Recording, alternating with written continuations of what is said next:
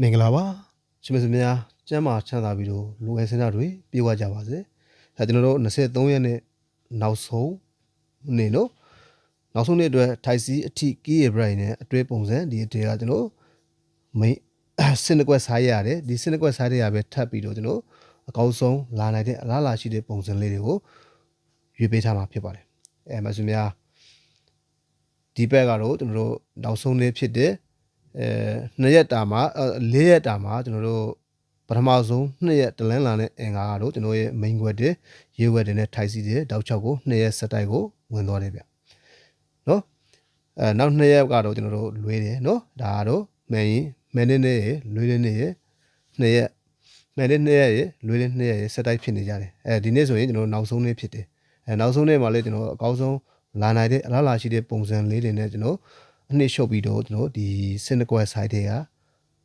အကွက်တွေထပ်ပြီးတော့ကျွန်တော်ရွေးချယ်ပေးမှာဖြစ်ပါတယ်မဆွေများအတွက်အကုန်လုံးကျွန်တော်စူးစမ်းနေပါလေဗျအကုန်လုံးရကြပါစေဗျနော်ကဲဒီထက်မှာကျွန်တော်တို့ဒီ23ရက်နေ့အတွက်မတင်မိမိကျွန်တော်ပြောချင်တာကတော့ကြံနေတဲ့ကဏ္ဍကလေ6ကြံနေတယ်ဗျနော်6တလုံးကြံနေပါတယ်ကဏ္ဍ10လုံးမှာကျွန်တော်6လုံးထွက်ပြီးနော်တလုံးကြံတယ်ကြံနေတဲ့နေရာမှာလည်းကျွန်တော်ထိုက်စီးထဲမှာပါနေတယ်ကျွန်တော်ရဲ့ရွှေကက်ကြီးတင်မှာထိုက်စီးထဲမှာပါနေတယ်နော်ကိုကနှစ်ကတော့ကျွန်တော်နောက်ပိုင်းအနေနဲ့ပဲထွက်သွားတယ်ဗျာနော်ဒီနေ့၄နှစ်ဆိုပြီးတော့နောက်ပိုင်းအနေနဲ့ထွက်သွားတယ်ကျွန်တော်တို့ဒီထဲမှာဆိုရင်ထိုက်စီးတစ်ခုပဲကြံမယ်ပတ်သီးကလေး member ပတ်သီးကလေးထွက်ပြီး bright တွေကလေးစုံပြီးပူးပွားခွဲကလေးထွက်တယ်ပြီးရင်ကျွန်တော်နောက်တစ်ခုကဒီမှာကျန်သေးတယ်နော်ဒီမှာကိုဒါနဲ့ဟာလေးကျွန်တော်ရှင်းပြပေးမယ်ကိုကတော့ကျွန်တော်တို့ကျန်တဲ့ကဏ္ဍလေးဖြစ်နေဒီဘက်ကတော့ကျွန်တော်မှန်းတာတော့10လုံးကဏ္ဍ10လုံးဆင်းပြီလို့ကျွန်တော်မှန်းထားပါတယ်ဗျဒါကြောင့်မှရှင်များမနေ့ပြန်ဒီကိုထိပြီးတော့ကစားတင်တယ်ဗျနော်ကိုထိပြီးတော့ကစားတင်တယ်ပြီးတော့ကျွန်တော်တို့ဒီကိုနဲ့ပတ်သက်လို့အများကြီးမလုပ်ချင်တဲ့မှရှင်များဘယ်အကွက်တွေကိုလုပ်သင့်လဲဆိုရင်ဒီမှာ2ကွက်ပါတယ်ဗျနော်ဒီတပတ်တာအကောင်းဆုံးတင်မှာကိုနဲ့ပတ်သက်လို့လာမယ်ဆိုရင်ဒီ2ကွက်ဟာလာနိုင်ပါတယ်ဗျနော်အများကြီးကိုနဲ့ပတ်သက်လို့အများကြီးလဲပျောက်သွားမယ်ဆိုတဲ့မှရှင်များနော်ပျောက်သွားမယ်ထင်တဲ့မှရှင်များကြတော့ဒီ2ကွက်ကိုပဲထိပြီးတော့အသုံးပြုကြပါအများကြီးပက်တာတော့ထိုက်ဆွဲတာတော့မလုပ်ကြနဲ့ပို့ဗျာနော်ဒီ2ကွက်လောက်ပဲကိုထိပြီးတော့အသုံးပြုကြပါအဲ့ဒါတွေကိုကျွန်တော်မှားရှင်းနေဗျာနော်နောက်ပြီးတော့ကျွန်တော်တို့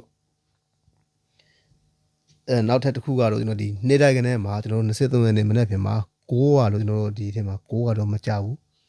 နော်6ကတော့မကြဘူးဒါပေမဲ့လည်းကျွန်တော်ရဲ့ရွှေကဲကြီး1မှာ6ထိုက်စီရှိနေတဲ့အတွက်ကြောင့်ပြီးရင်တပတ်တာအကောင်းဆုံးနေမှာလည်းဒီ2ကွက်ရှိနေတဲ့အတွက်ကြောင့်ကျွန်တော်6နဲ့ပတ်သက်လို့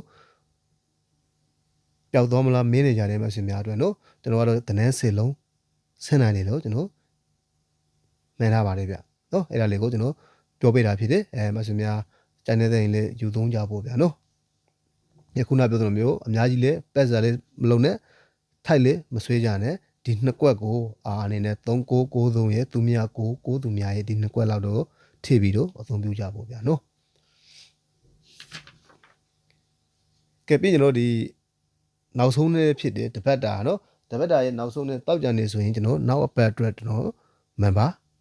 အဖွဲ့ဝင်လက်ခံပါတယ်ဗျတောက်ကြနေမှာနော်26ရက်နေ့ကနေ30ရက်ဒီနောက်ပတ်တပတ်တာအတွက်ကျွန်တော် member အဖွဲ့ဝင်လက်ခံနေပါပြီဘာတွေရလဲဆိုရင်ကျွန်တော်ရဲ့ဟူးမကျော်ပတ်သီးတစ်လုံး main 3ခွက်ရမယ်နော်ဒီမှာဟူးမကျော်ပတ်သီးအပတ်တိုင်းလေးထွက်ပါတယ်ဗျာနော်အပတ်တိုင်းလေးထွက်ပါတယ်ပြီးတော့ကျွန်တော်ပူးပွားအခွဲဒီပူးပွားအခွဲတွေက main တစ်ခွက်ပေါ့ဗျာနော်ဒီမှာအပတ်တိုင်းလေးထွက်ပါတယ်ဒါလေးကိုလိုချင်တဲ့မဆွေများနော်စက်ပါဝင်စားတဲ့မဆွေများအဖွင့်ဝင်မယ်ဆိုရင်ဒီမှာလာဝင်လို့ရပါတယ်ဟုတ်ပြီနော်ကဲဒါဆိုရင်ကျွန်တော်တို့ဒီနေတာကနေလေးကိုဆက်ပြီးတော့ကြည့်ရအောင်ဗျနေတာကနေမှာကျွန်တော်တို့ဒီစက်တကွက်ဆိုင်ပြနော်စက်တကွက်လုံးကများတယ်နော်ထပ်ပြီးတော့ကျွန်တော်အကွက်တွေရွေးပေးမယ်ဆိုရင်ကျွန်တော်တို့ဒီမှာ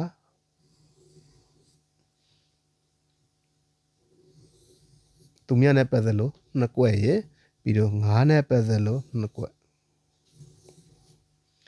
ပြီးဒီဟာနဲ့ပတ်သက်လို့2ကွက်ဟုတ်ပြီနော်ကဲဒါဆိုရင်မဆွေများ အကုန်လုံးအဆင်ပြေကြပါစေဗျာနော်အကုန်လုံးအဆင်ပြေကြပါစေပြီးတော့ကျွန်တော်ရွှေကဲကြီး1မှာဒီမှာရွှေကဲကြီး2မှာနော်ရွှေကဲကြီး2မှာကျွန်တော်တို့